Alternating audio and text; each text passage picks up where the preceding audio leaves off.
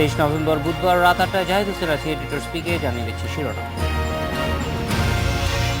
দ্রুত রোহিঙ্গা সংকটের সমাধান চায় ঢাকা, রাখাইন রাজ্যে শান্তি আনতে নেপিদোকে আহ্বান।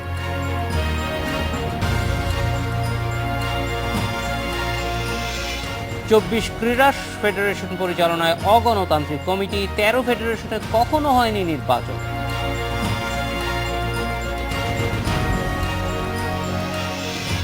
কাল থেকে সারা দেশে শুরু হচ্ছে কর সপ্তাহ, 17 লাখের বেশি রিটার্ন আশা করছে জাতীয় রাজস্ব বোর্ড।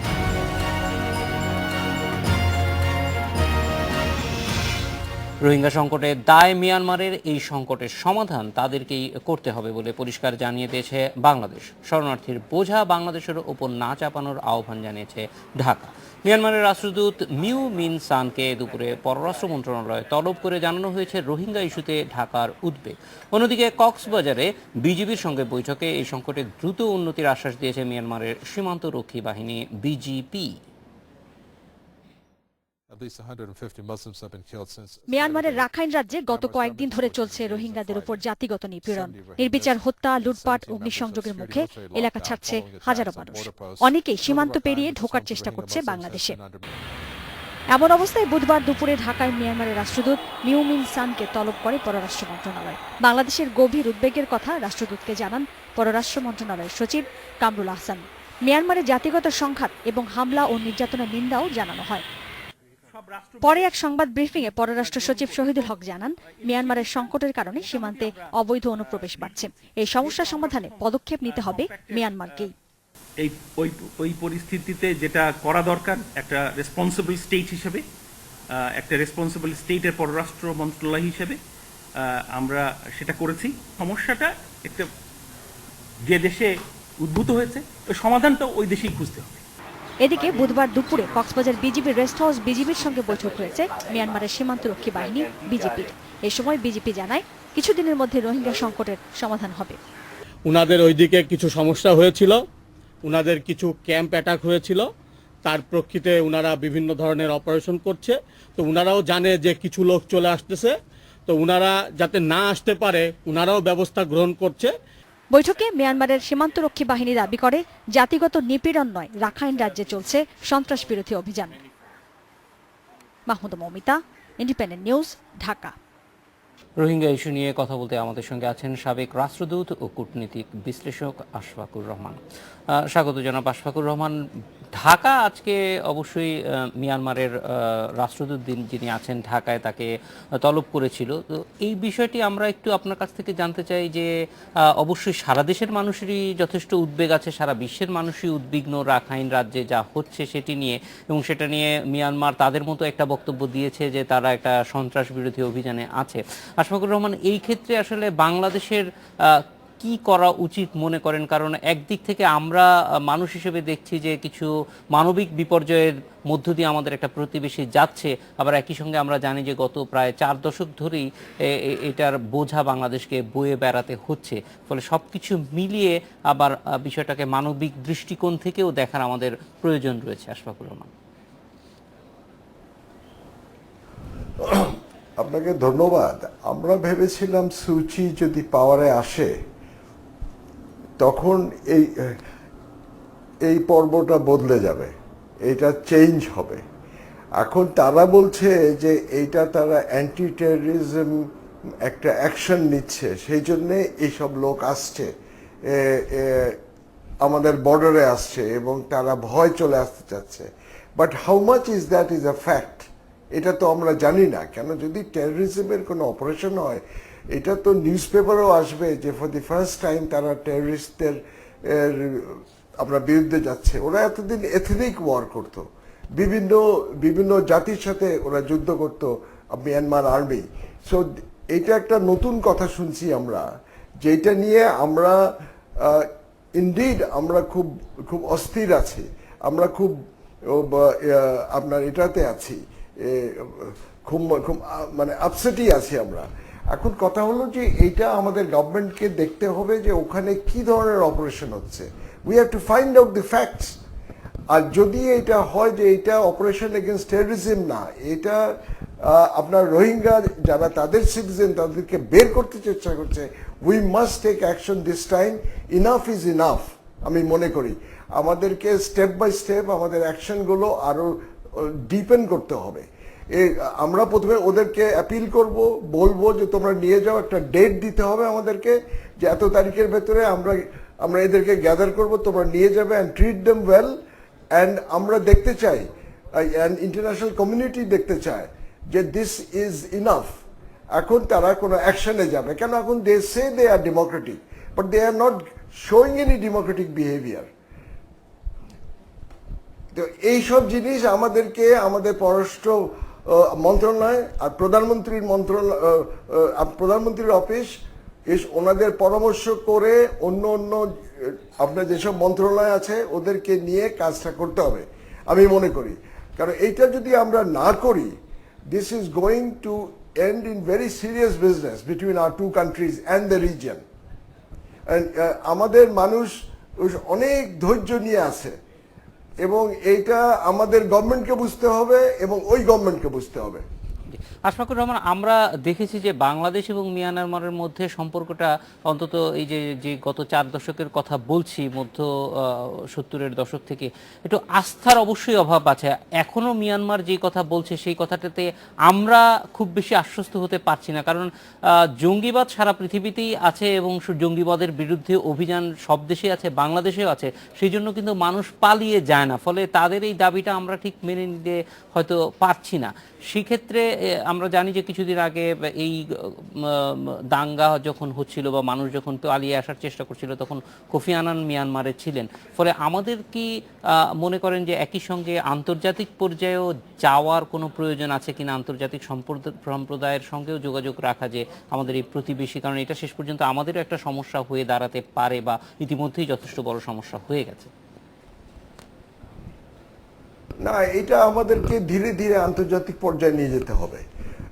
কেন 40 বছর হয়ে গেছে, 40 বছরের বেশি। আমি যখন আপনার 74-এ আমি ওখানে এসডিও ছিলাম কক্সবাজারে, তখন আমি ফার্স্ট গ্রুপ অফ রোহিঙ্গাদের ফেস করেছিলাম। তখন থেকে চলছে। তো এটা তো একদম একটা জাতির জন্য ধৈর্যহীন হয়ে যাওয়ার কথা। আমরা কিন্তু খুব কন্ট্রোলে আছি। আমি মনে করি আমাদের সরকারকে now they have to show some steps, diplomatic steps. প্রথমে ডিপ্লোম্যাটিক স্টেপস নিতে হবে। আমরা বিভিন্ন ইন্টারন্যাশনাল অর্গানাইজেশনকেও আমরা অ্যালার্ট করতে পারি, ইন্টারন্যাশনাল রেড ক্রসকে অ্যালার্ট করতে পারি, রেড ক্রিসেন্টকে অ্যালার্ট করতে পারি, বিভিন্ন দিক দিয়ে, যাতে চাপটা আমরা এবারে ট্যাঞ্জিবল একটা চাপ দিতে হবে অন মিয়ানমার। কেন এখন সুচি আছে, একটা ডেমোক্রেটিক গভর্নমেন্ট, মিলিটারি গভর্নমেন্ট তো নাই ওরা বলছে। আশফাকুর রহমান, অবশ্যই আন্তর্জাতিক সম্প্রদায়কে নিয়ে, কারণ আমরা জানি যে ইউএনএইচসিআর সেখানে তাদের কর্মকাণ্ড আছে কক্সবাজারে, ফলে তাদেরকেও সম্পৃক্ত করা এবং অন্যান্য যেই হিউম্যানিটেরিয়ান গ্রাউন্ডে যারা কাজ করছেন তাদেরকে এখানে নিয়ে আসা এবং একসঙ্গে এই যোগাযোগগুলি বাড়ানো যাতে মিয়ানমারকে চাপ দেয়া যায়। কারণ গণতন্ত্রের যেমন বিকাশ হচ্ছে, অনেক দেশের সঙ্গে এখন মিয়ানমারের সম্পর্কও অনেক ভালো হচ্ছে, সেগুলির সুযোগও আমাদের নিতে হবে এই অঞ্চলের সমস্যাগুলি সমাধান করবার জন্য। সেক্ষেত্রে কূটনৈতিকভাবে কি কি পদক্ষেপ নেয়ার আছে এবং এই ক্ষেত্রে যোগাযোগটা বাংলাদেশ কিভাবে করতে পারে সেই ব্যাপারে আপনার কাছ থেকে একটু বিস্তারিত জানবো। একটা বিরতির পর আপনার কাছে ফিরে আসছি। আশফাকুর রহমান আমাদের সঙ্গেই থাকুন। একটু স্পিকে নিচ্ছে একটা বিরতি।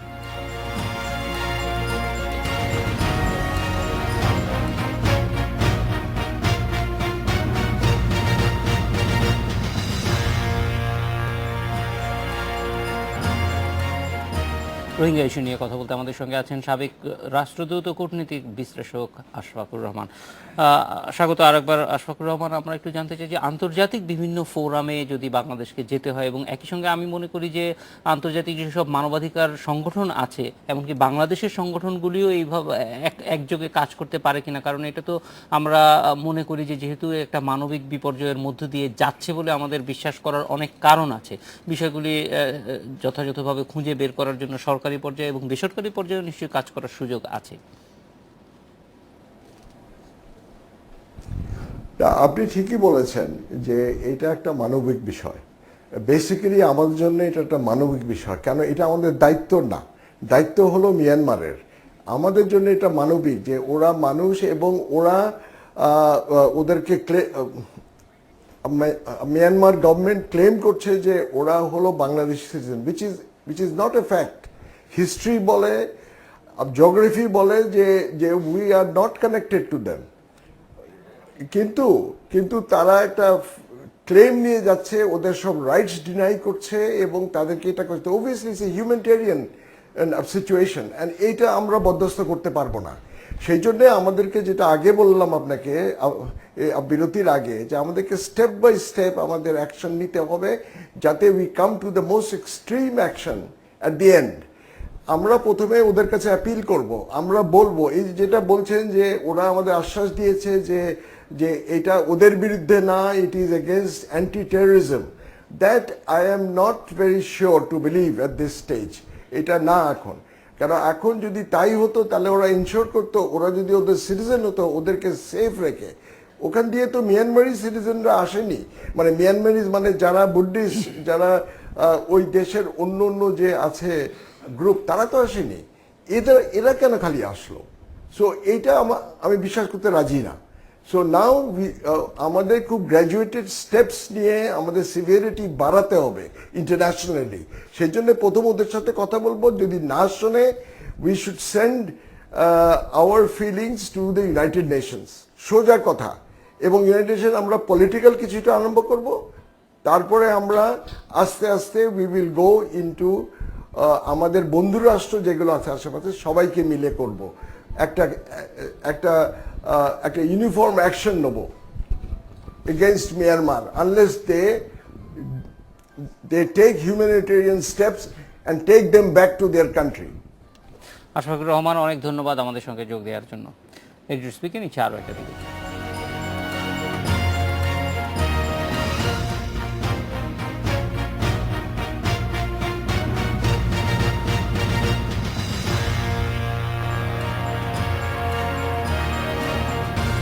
দেশের ৪৫টি ক্রীড়া ফেডারেশনের ২৪টি চলছে মেয়াদ উত্তীর্ণ কমিটি দিয়ে, আর ১১টি চলছে অ্যাডহক কমিটির অধীনে। বেশ কয়েকটি ফেডারেশন কখনোই নির্বাচন হয়নি। এমন অবস্থায় বিপাকে বাংলাদেশ অলিম্পিক অ্যাসোসিয়েশন, যাদের সবশেষ নির্বাচন হয়েছে ২০১২ সালে। ক্ষমতার দ্বন্দ্বে অনিশ্চিত দেশের ভারোত্তোলনের ভবিষ্যৎ।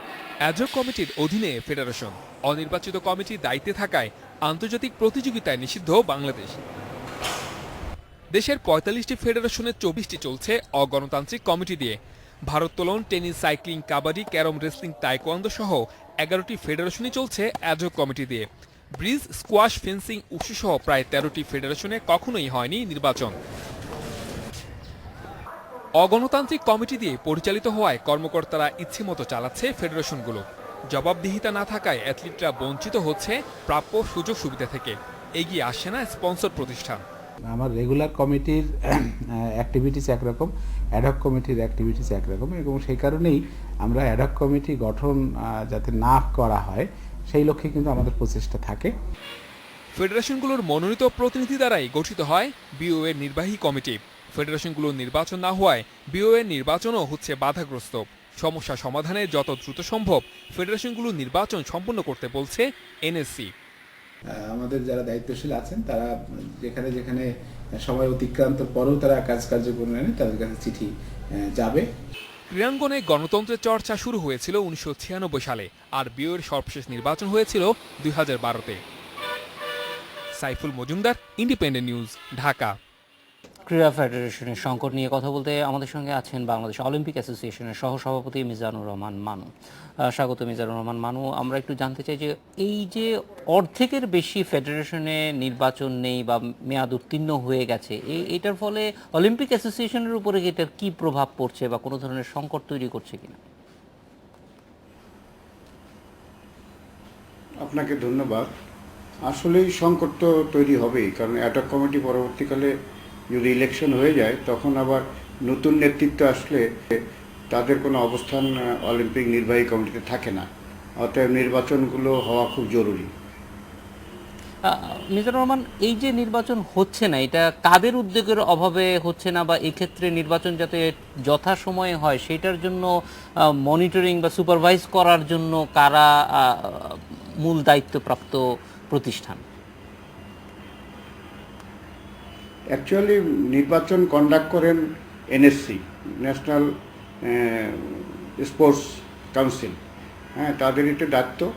যখন যাদের মেয়াদ শেষ হয়ে যায় তখন এনএসসি নোটিশ করে যে তোমাদের মেয়াদ শেষ, তোমরা ভোটার তৈরি করো, এবং পরবর্তীকালে তারা নির্বাচনী প্রসেসে চলে যায়। এটা এনএসসি পুরোপুরিভাবে দায়িত্ব পালন করেন। এক্ষেত্রে এই যে 24টি মেয়াদ উত্তীর্ণ কমিটি, এইটার দায়িত্ব কি আপনি মনে করেন যে এনএসসি যথাযথভাবে করছে না বলেই নতুন নির্বাচন হচ্ছে না? আমার কাছে মনে হয় যে তারা একটু ধীর গতিতে চলছে। এটা আসলে একটু স্পিডি করা দরকার। যেমন আমি যেটুকু বলতে পারি যে সাইক্লিং ফেডারেশনের আমাদের যে সমস্ত প্রস্তুতি দরকার, আমরা অলরেডি তা নিয়ে ভোটার খসড়া ভোটার লিস্ট তৈরি করে আমরা এনএসসিতে জমা দিয়েছি। এনএসসি আপাতত ওনারা ভাবছেন যে সাইক্লিং একটু পরে করবেন এবং এর মধ্যে অন্যান্যগুলি করে ফেলতে পারবেন। কিন্তু এই যে আরেকটি হলো একই তারিখে কিন্তু সবার জি বলুন। জি, এই যে ব্যাকলগ তৈরি হয়ে যাচ্ছে, কারণ 45টি কমিটি ফেডারেশনের মধ্যে 24টি আমরা দেখছি যে মেয়াদ উত্তীর্ণ হয়ে গেছে। ফলে এটার তো একটা দায়িত্ব নিতে হবে, কারণ সব মিলিয়েই কিন্তু ক্রীড়া ক্ষেত্রে যে এক ধরনের গতিশীলতা আসা দরকার সেইটা আমরা খুব অভাব বোধ করছি, এবং সেইটার কারণে কিন্তু শেষ পর্যন্ত খেলাগুলি ক্ষতিগ্রস্ত হচ্ছে। আমি আপনার সাথে দ্বিমত পোষণ করব না। আমি শুধু বলতে চাই যে এনএসসি অতি দ্রুত তাদের দায়িত্ব পালন করে নির্বাচনগুলি সম্পন্ন করবে। তবে যেগুলোর মেয়াদ শেষ হয়ে গেছে তাদেরটাই সম্ভব, এবং যেগুলি অনেক দিন আগের থেকেই আপনার অ্যাডহক কমিটি রয়েছে। কারণ অ্যাডহক কমিটি আসলেই এটি হলো অন্তর্বর্তীকালীন কমিটি, অর্থাৎ এটা দিয়ে চূড়ান্ত কিছু করা সম্ভব হয়ে ওঠে না। সেই কারণে, এবং দীর্ঘস্থায়ী কোনো পরিকল্পনা অ্যাডহক কমিটি গ্রহণ করতে পারে না। সে কারণেই অ্যাডহক কমিটির অতি দ্রুত নির্বাচনের মধ্যে দিয়ে একটা রেগুলার কমিটি হওয়া প্রয়োজন। আমরা জানি যে নানান কারণেই এই যে স্থবিরতাগুলি তৈরি হয়েছে, সেটার কারণে খেলাধুলার মান অনেক ক্ষেত্রেই আমরা দেখি যে ক্ষতিগ্রস্ত হয়। অনেক ক্ষেত্রে টুর্নামেন্ট কমে যায়, অনেক ক্ষেত্রে খেলোয়াড়রা নিয়মিত খেলার মধ্যে থাকতে পারেন না। আন্তর্জাতিক যে বিভিন্ন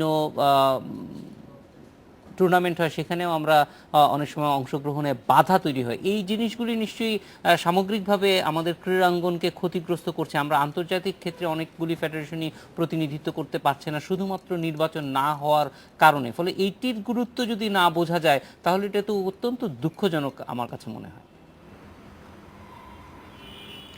আমি আপনার সঙ্গে এ বিষয়ে একমত। তবে আমি মনে করি যে ক্রীড়া পরিষদে বসে নেই, তারা তাদের কার্যক্রম চালিয়ে যাচ্ছেন। এবং আমার কাছে মনে হয় যে অতি দ্রুত উইদিন মার্চ সবগুলি নির্বাচন সম্পন্ন হবে যাদের মেয়াদ শেষ হয়ে গেছে। এবং অ্যাডহক কমিটি, আমি আবার বলছি, অ্যাডহক কমিটি একেবারেই অন্তর্বর্তীকালীন কমিটি, এটা কোনো দীর্ঘস্থায়ী পরিকল্পনা গ্রহণ করতে পারে না।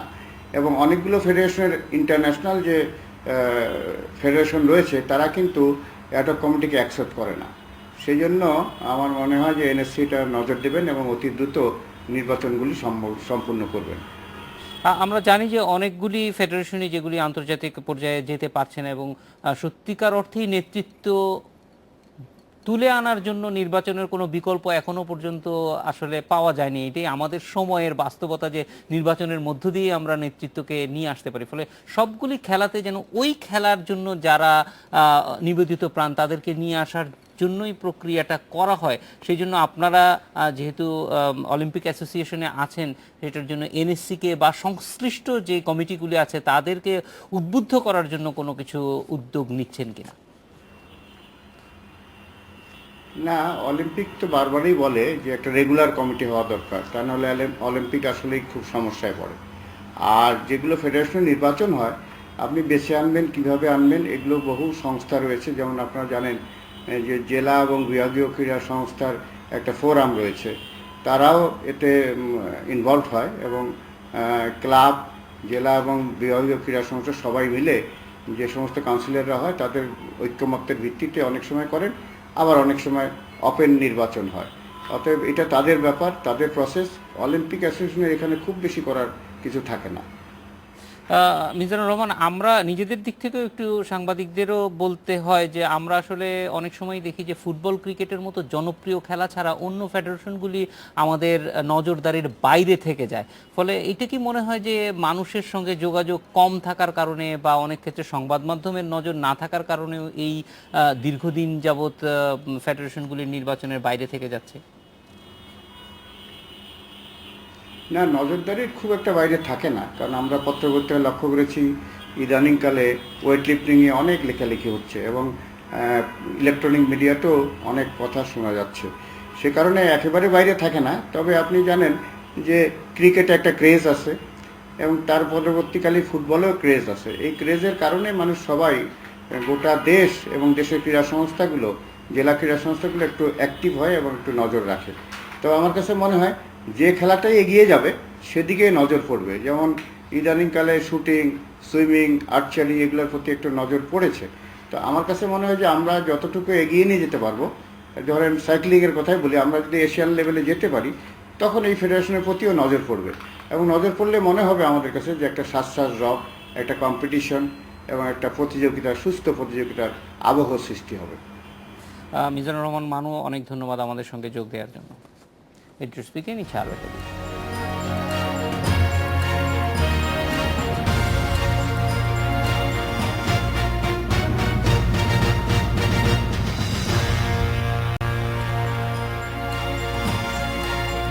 কাল থেকে সারা দেশে শুরু হচ্ছে কর সপ্তাহ। কর অফিসগুলোতে 7 দিনই মেলার পরিবেশ পাবেন করদাতারা। ব্যাংকিং সুবিধা ছাড়া রাত 8টা পর্যন্ত পাবেন সব ধরনের সেবা। এবার 17 লাখের বেশি করদাতা আয়কর রিটার্ন জমা দেবে বলে আশা করছে জাতীয় রাজস্ব বোর্ড।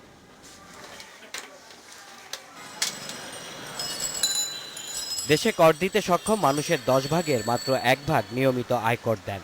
গেল বছর সারা দেশে ব্যক্তি শ্রেণীর 13 লাখের মতো রিটার্ন জমা পড়েছিল। তবে এবার পেরোল ট্যাক্স চালু হওয়ায় আরও বেশি রিটার্ন আশা করছে জাতীয় রাজস্ব বোর্ড। এবছর ব্যক্তির রিটার্ন জমা দেবার সময় শেষ হচ্ছে 30 নভেম্বর।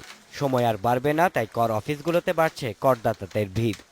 বেশি কঠিন না, ফর্ম ফিল আপটা করাটাই একটু কঠিন আর কি, নিজে করতে গেলে আর কি। নতুন শিফট করে আনছে ওনারা এখানে, আবার নিচতলা না উপরতলা না 4তলা 5তলা ঘুরতে হলো আর কি।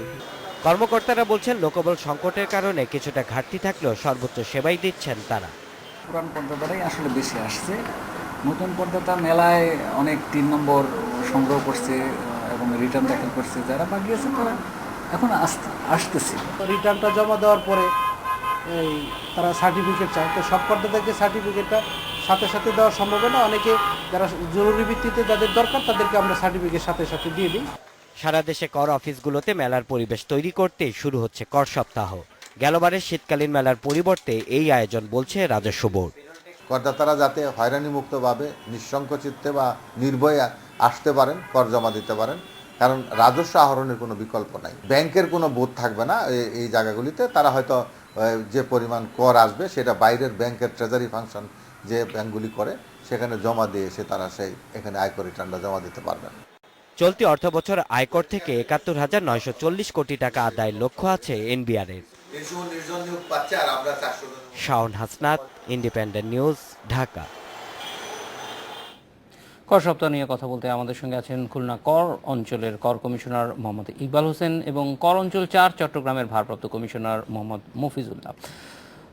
জনাব ইকবাল হোসেন, আপনার কাছে একটু জানতে চাই যে কর সপ্তাহটায় আসলে বাড়তি কি ধরনের সেবা আপনারা দিচ্ছেন বা কি উদ্দেশ্য নিয়ে কর সপ্তাহটা পালন করা হচ্ছে এবার?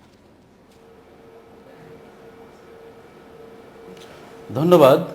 যেমনটি এর আগেই খবরে বলা হয়েছে যে আমাদের এখানে শুধু ব্যাংক বুথ থাকবে না, কিন্তু ব্যাংক বুথ ছাড়া আর সমস্ত ধরনের আমরা সেবার ব্যবস্থা এখানে রেখেছি, উৎসব মুখর পরিবেশ রেখেছি। আসলে এটি মেলাতে যে ধরনের সুযোগ সুবিধা পেয়েছে, মেলাতে যে ধরনের উৎসব মুখর পরিবেশে করদাতারা রিটার্ন জমা দিয়েছেন, আমরা সেই ধরনের ব্যবস্থাই নিয়েছি। জাতীয় রাজস্ব বোর্ড আমাদেরকে সেই ধরনের নির্দেশনা দিয়েছে, সেজন্য আমাদের সমস্ত প্রস্তুতি সম্পন্ন হয়েছে। আপনারা যা জেনে থাকবেন যে আমাদের দিন দিন আমাদের করদাতার সংখ্যা বাড়ছে। গত বছর আমাদের যেখানে কর মেলাতে রিটার্ন পড়েছিল মাত্র 10,000, সেখানে এবছর কর মেলাতে পড়েছিল রিটার্নের সংখ্যা প্রায় 16,000। আমরা আশা করছি যে এই যে কর সপ্তাহ, এই কর সপ্তাহের মাধ্যমে আমাদের রিটার্ন আরও অনেক রিটার্ন পড়বে।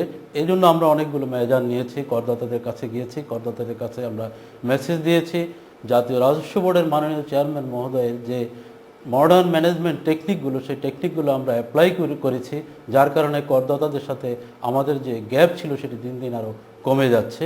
আমরা সেরকমটি মেসেজ পাচ্ছি এবং আমরা অত্যন্ত সতর্কতার সাথেই করদাতাদেরকে, সম্মানিত করদাতাদেরকে আমাদের সকল ধরনের সেবার প্রস্তুতি সম্পন্ন করেছি। ইকবাল হোসেন একটি কথা বলেছেন যে শুধু ব্যাংকের বুথ ছাড়া, কিন্তু কেউ যদি ক্রস চেকে টাকা জমা দিতে পারে সেটা কি দিতে পারবেন, নাকি আসলে ব্যাংকে গিয়ে টাকা জমা দিয়ে আসতে হবে রিটার্নটা জমা দেওয়ার সময়? হ্যাঁ, ধন্যবাদ।